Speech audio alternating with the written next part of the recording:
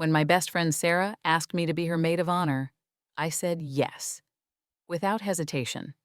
We'd been inseparable since college, built careers together in the city, survived breakups and promotions and everything in between. So when she met James and fell hard, I was genuinely happy for her. I helped plan the engagement party, the bridal shower, picked out bridesmaid dresses, organized the bachelorette weekend. I did everything a best friend should do. What I didn't do was tell her that James had been sending me messages for 6 months. Explicit messages. Messages that started casual and escalated into propositions, late-night calls, promises that we could keep it between us. Messages I'd saved every single one of. The wedding was beautiful. 200 guests at a vineyard estate, Sarah glowing in her white dress, James playing the perfect groom. When it came time for toasts, James's best man went first with jokes about their college days. Then Sarah's father gave a touching speech about letting go. Then it was my turn. I stood, champagne glass in hand, and smiled at Sarah. "I want to tell you all a story," I began, "about the kind of man James really is." And I pulled out my phone. My name is Claire. And this is my story about the day I had to choose between my best friend's happiness and keeping a devastating secret. Growing up, my mother used to say that friendship was like a garden. You had to tend it carefully, pull the weeds before they took over. And sometimes you had to get your hands dirty to keep things healthy. I never understood what she meant until I met Sarah. We were randomly assigned as roommates freshman year at Northwestern, one of those housing lottery situations that could go brilliantly or disastrously. For us, it was instant chemistry. Sarah was pre-med, ambitious and focused, but with this sharp wit that caught people off guard. I was studying marketing, more scattered, creative in ways that drove her crazy, but also made her laugh. By sophomore year, we'd moved off campus together. By graduation, we were family in every way that mattered. She was at my father's funeral when I was 23. I held her hand through 2 brutal breakups and a miscarriage scare that turned out to be a false alarm, but scared us both into realizing how much we needed each other. We moved to Chicago together after college, got an apartment in Wicker Park that was too expensive but worth it. She went to medical school. I climbed the corporate ladder at a marketing firm. We had Sunday brunches, girls' nights, a tradition of terrible reality TV, and good wine. When Sarah met James at a hospital fundraiser 3 years ago, I was cautiously optimistic. He was a pharmaceutical sales rep, charming in that polished way some men are when they're used to selling things. Good-looking, well-dressed, said all the right things. Sarah lit up around him in a way I hadn't seen since her college boyfriend. "He's different," she told me after their 3rd date. "He actually listens." I wanted to believe her. I wanted James to be different. For the first year, he seemed fine. He integrated into our friend group, came to dinners, remembered birthdays. He was attentive to Sarah, bought her flowers, planned thoughtful dates. When he proposed after 18 months, Sarah cried happy tears, and I hugged her, and meant it. "Will you be my maid of honor?" she asked. "Obviously," I said. The problems started small. So small, I almost missed them. It was at the engagement party, a casual backyard thing at Sarah's parents' house. James cornered me by the drinks table, stood just slightly too close. "Sarah's lucky to have you," he said. "I'm lucky you're going to be in my life, too." The way he said it felt off. Not friendly. Something else. "We're lucky to have her," I corrected, stepping back. He smiled. Let it drop. 2 weeks later, he sent me a Facebook message. "Hey, Sarah mentioned you know great restaurants in the West Loop. Any recommendations for our anniversary?" Normal enough. I sent him 3 names. He responded, "You should come with us sometime. I'd love to get to know you better." Also normal, maybe. But then the messages kept coming. Comments on my Instagram photos. Looking great under a picture from a work event. Wow under a beach photo from vacation. Not overtly inappropriate, but frequent enough that I noticed. I told myself I was reading into it. James was just friendly. Maybe overly friendly, but Sarah loved him, and I wasn't going to create problems where none existed. Then came the bachelorette weekend. Sarah wanted Nashville. Live music, honky-tonks, the full experience. I organized everything. Flights, hotels, a party bus, matching t-shirts that said Sarah's last rodeo. 8 of us went, and it was perfect. Sarah was so happy, dancing and laughing and drunk on champagne and attention. We got back Sunday night, exhausted and hungover. I was unpacking when my phone buzzed. "James, did you have fun?" Me. "So much fun. Sarah had the best time." James, "I'm glad. I missed her." "Missed you too." I stared at that last part. "Missed you too." We'd barely interacted. Why would he miss me? I didn't respond. He texted again an hour later. "That sounded weird. I just meant, I miss having you around. You're fun." Still weird, but I let it go. The messages escalated after that. "You looked really good in those bachelorette photos."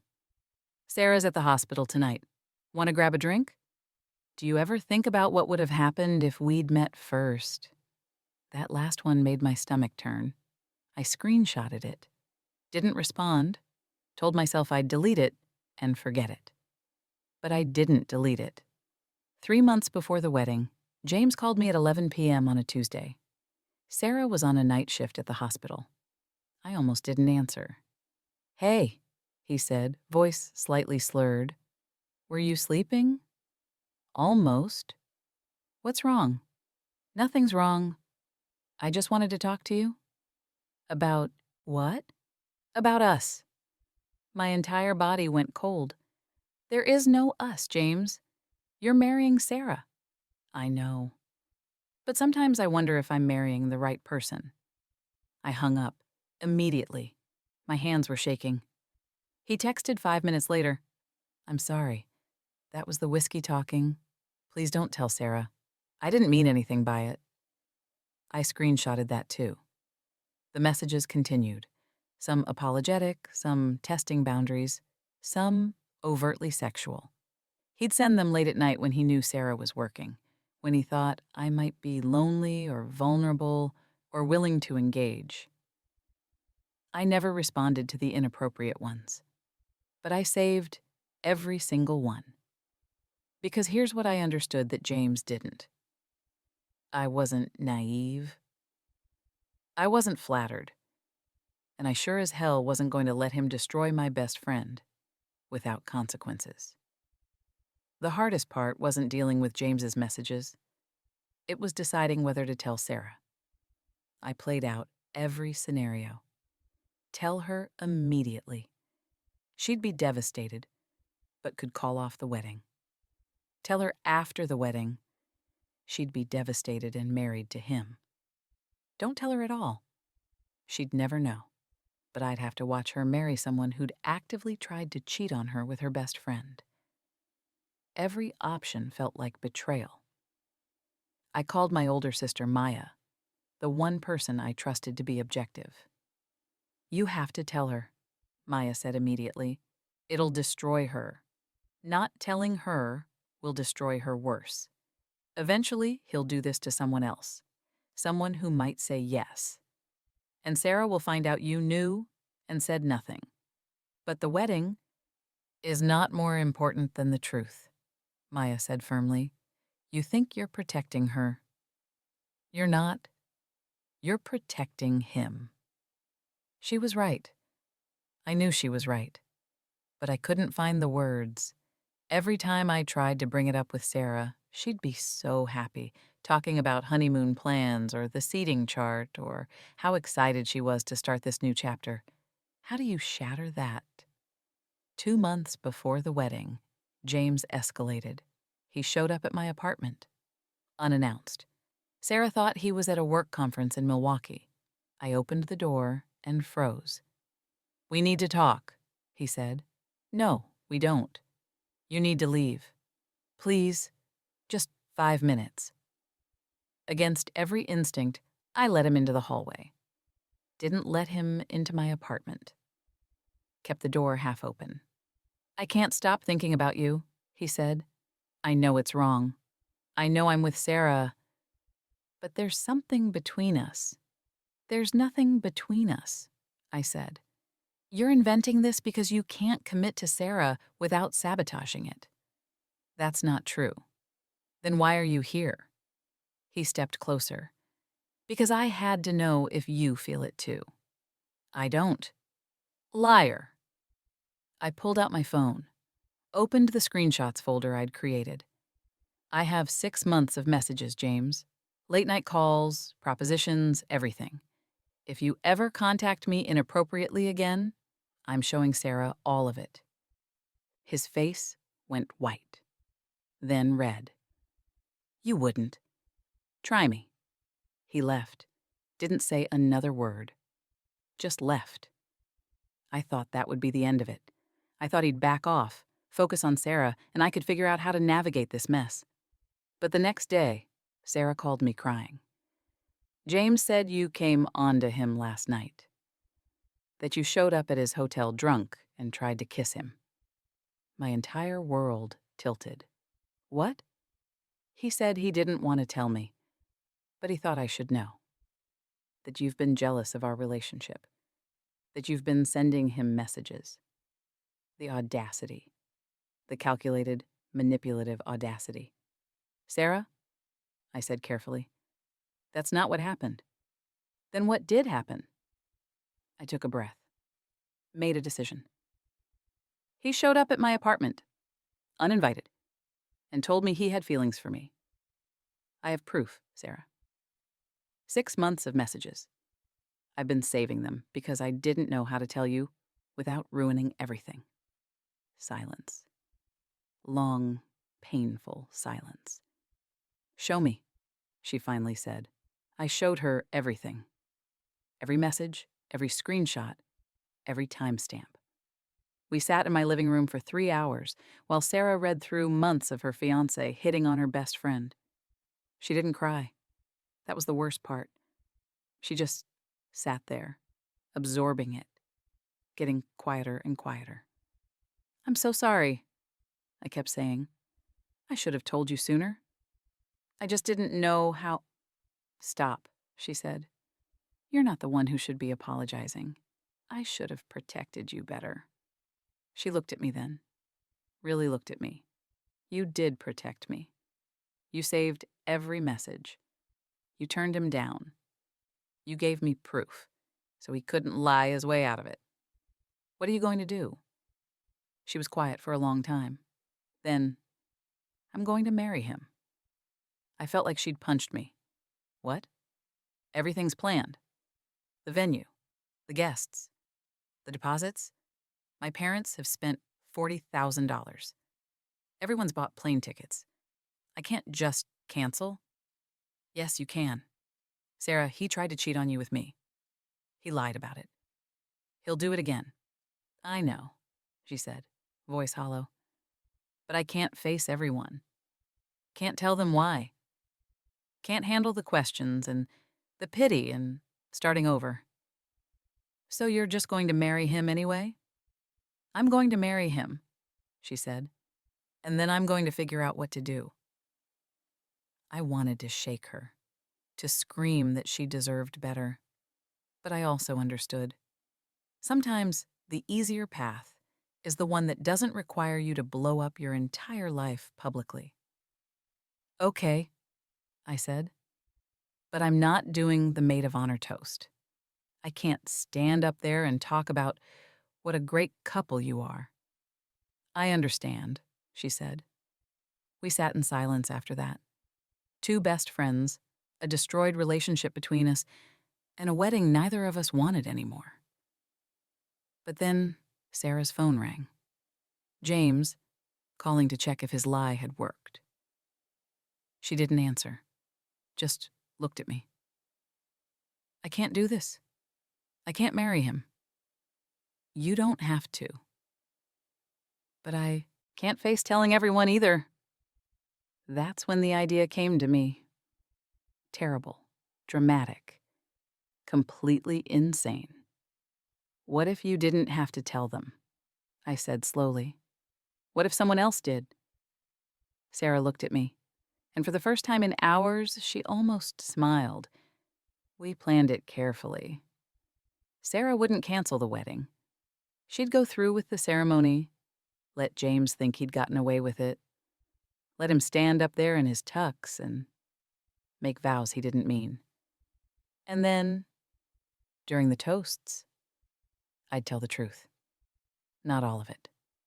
Not the graphic details, but enough that everyone would understand exactly who James was. With proof. Are you sure? I asked Sarah a dozen times. This is nuclear. There's no coming back from it. I'm sure, she said. He tried to make me think you betrayed me. He tried to destroy our friendship to cover his own guilt. He deserves this. The 2 months leading up to the wedding were surreal. Sarah played the happy bride. James played the relieved groom, thinking he'd successfully manipulated the situation. And I played the dutiful maid of honor, organizing last-minute details while preparing the most devastating speech of my life.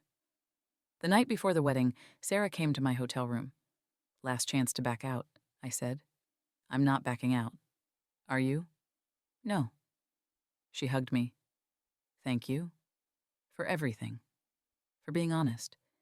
For having my back. Even when I almost didn't believe you.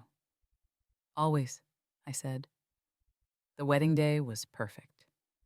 Blue skies, gentle breeze, the vineyard estate looking like something out of a magazine. Sarah looked stunning in her dress. A lace mermaid gown that had taken months to find. James looked nervous, but happy, standing at the altar in his navy suit. 200 guests filled the white chairs. Sarah's family in the front rows, crying. James's parents beaming. Our college friends scattered throughout, phones ready for photos. The ceremony was traditional. Vows exchanged, rings placed, the kiss that made everyone applaud. Sarah smiled through all of it. I watched from my position as maid of honor and wondered if I was doing the right thing. The reception started with cocktails and hors d'oeuvres. Then, dinner, a plated salmon and filet mignon that cost more than my rent. Speeches came with dessert.